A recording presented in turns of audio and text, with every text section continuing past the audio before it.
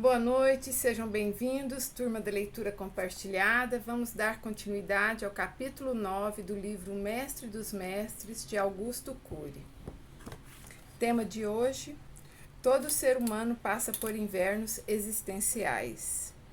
Toda e qualquer pessoa passa por turbulências em sua vida. As dores geradas por problemas externos ou por fatores internos são os fenômenos mais democráticos da existência. Um rei pode não ter problemas financeiros, mas pode ter problemas internos.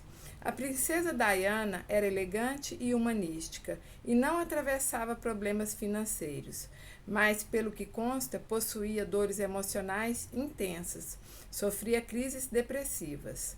Talvez sofresse mais do que muitos miseráveis da África ou do Nordeste brasileiro. As pessoas que passam por dores existenciais e as superam com dignidade ficam mais bonitas e interessantes interiormente.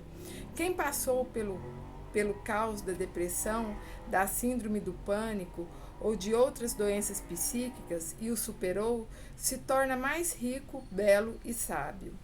A sabedoria torna as pessoas mais atraentes, ainda que o tempo sulque a pele e imprima as marcas da velhice.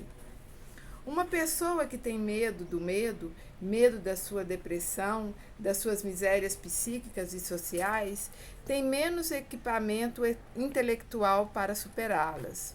O medo alimenta a dor. Aprender a enfrentar o medo, a atuar com segurança nos sofrimentos e a reciclar as causas que patrocinam os conflitos humanos conduz uma pessoa a reescrever sua história. Todos nós gostamos de viver as primaveras da vida, viver uma vida com prazer, com sentido, sem tédio, sem turbulências, em que os sonhos se tornem realidade e o sucesso bata à nossa porta. Entretanto, não há um ser humano que não atravesse invernos existenciais. Algumas perdas e frustrações que vivemos são imprevisíveis e inevitáveis. Quem consegue evitar todas as dores da existência? Quem nunca teve momentos de fragilidade e chorou lágrimas úmidas ou secas? Quem consegue evitar todos os erros e fracassos? O ser humano, por mais prevenido que seja, não pode controlar todas as variáveis da vida e evitar determinadas angústias. Todos passamos por focos de tensão.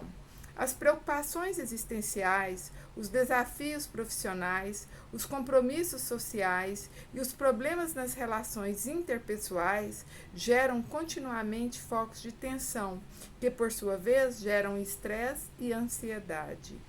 Esses focos podem exercer um controle sobre a inteligência que nos impede de ser livres, tanto na construção quanto no gerenciamento dos pensamentos. Às vezes, a atuação dos focos de tensão é tão dramática que exerce uma verdadeira ditadura sobre a inteligência.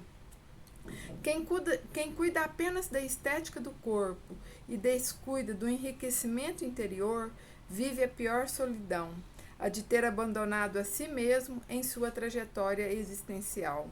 As pessoas que vivem preocupadas com cada grama de peso fazem de suas vidas uma fonte de ansiedade. Elas têm grande dificuldade de superar as contrariedades, as contradições e os focos de tensão que surgem na trajetória existencial.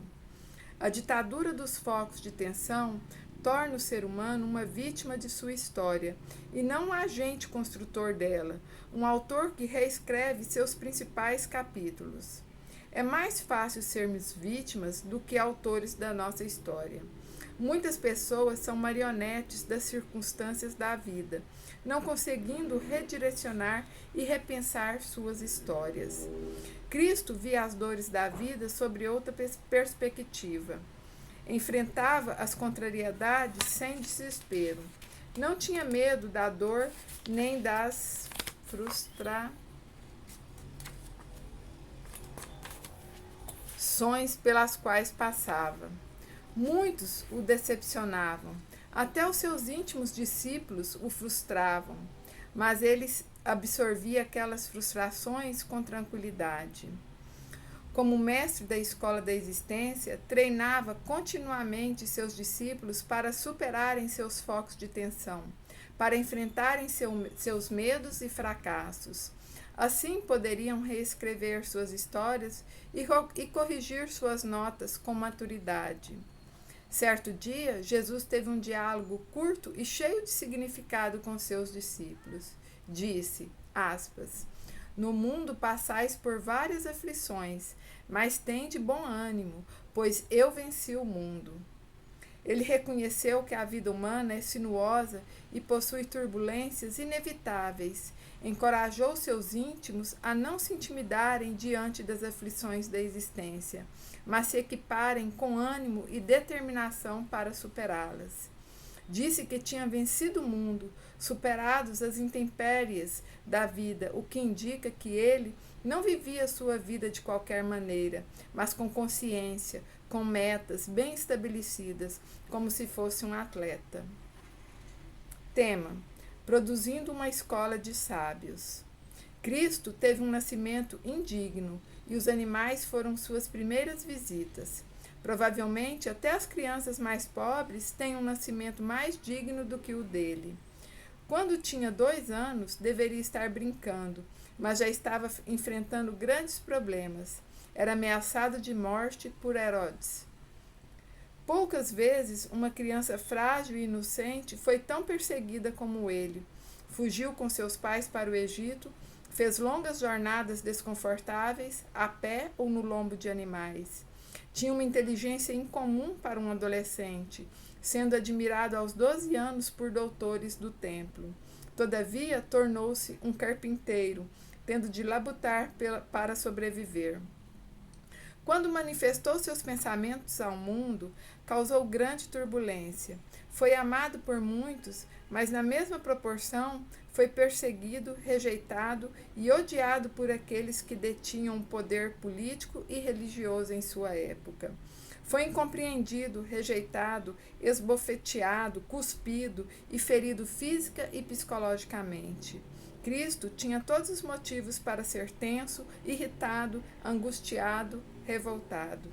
Em vez disso, expressava tranquilidade, capacidade de amar, de tolerar, de superar seus focos de tensão e, como disse, até de fazer poesia da sua miséria. Apesar de passar por tantas dificuldades ao longo de sua vida, era uma pessoa alegre. Talvez não exibisse largos e fardos sorrisos, mas era alegre no seu interior, provavelmente mais do que possamos imaginar. Poucos antes do seu martírio, manifestou o desejo de que os discípulos provassem da alegria que ele desfrutava, da alegria completa. João 14, 28, 16, 20 e 22. Há pessoas que têm bons motivos para serem felizes, mas estão sempre insatisfeitas, descontentes com o que são e possuem. Todavia, Cristo, apesar de ter todos os motivos para ser uma pessoa triste, se mostrava feliz e sereno. Como é possível alguém que sofreu tanto desde a infância mostrar-se tão tranquilo, capaz de não perder a paciência quando contrariado e de superar as contrariedades da vida com serenidade? Como é possível alguém que foi tão rejeitado e incompreendido fazer crer que não apenas era alegre, mas que também possuía uma fonte de alegria que poderia propiciar ao ser humano prazer e sentido existencial nos planos? E sentido existencial plenos. Cristo era um grande investidor em sabedoria. Seus sofrimentos o tornavam mais tranquilo ao invés de mais tenso. As dores não o desanimavam, nem causavam conflitos psíquicos, como normalmente ocorre conosco. Cristo demonstrava ser um excelente gerente dos seus pensamentos. Pela maneira como se comportava, pode-se concluir que, quando passava por frustrações e contrariedades, não gritava em torno do estímulo estressante. Consequentemente, seus pensamentos não ficavam hiperacelerados, mas aquietavam-se no palco da sua mente. Isso fazia com que ele os administrasse facilmente e produzisse respostas calmas e inteligentes em situações tensas. É difícil construir uma história de prazer quando nossas vidas transcorrem num deserto. É difícil nos doarmos sem esperar o retorno das pessoas. Não sofrermos quando elas não correspondem às nossas expectativas. É igualmente difícil administrar os pensamentos nos focos de tensão. Não conheço um psiquiatra ou psicólogo que tenha a capacidade de preservar sua emoção de estresse e investir em sabedoria como Cristo. Ele foi o mestre dos mestres, numa escola onde muitos intelectuais se comportam como fracos alunos.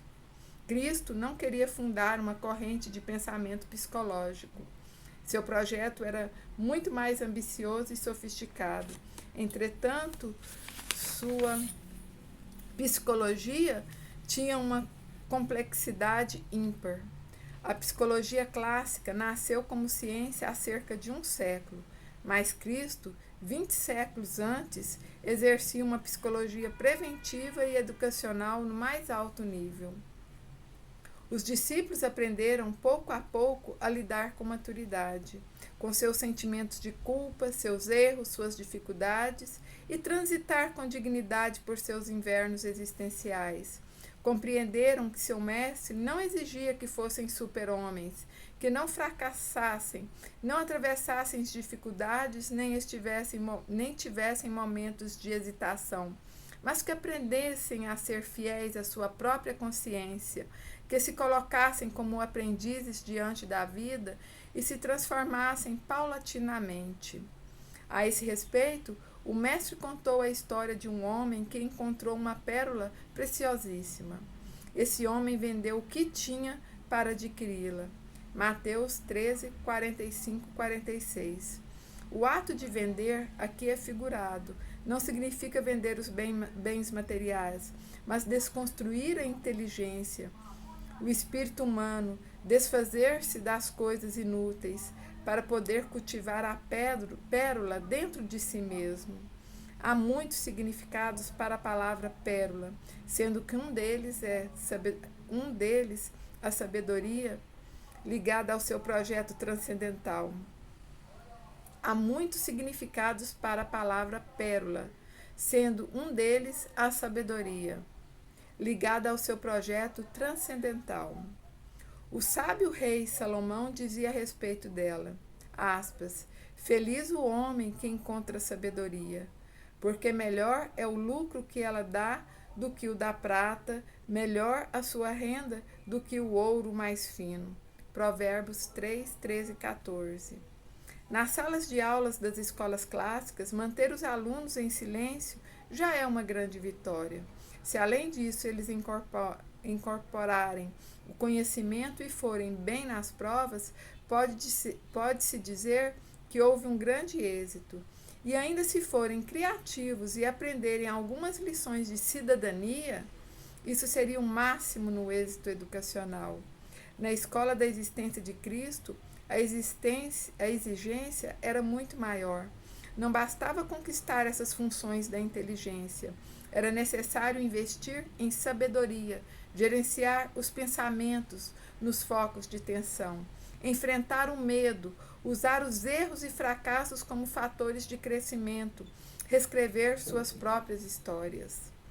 Cristo colocou seus discípulos numa escola de sábios, sábios que foram pessoas comuns por fora, mas especiais por dentro, sábios que viveram uma vida plena, ainda que simples exteriormente. Assim é, gratidão, boa noite.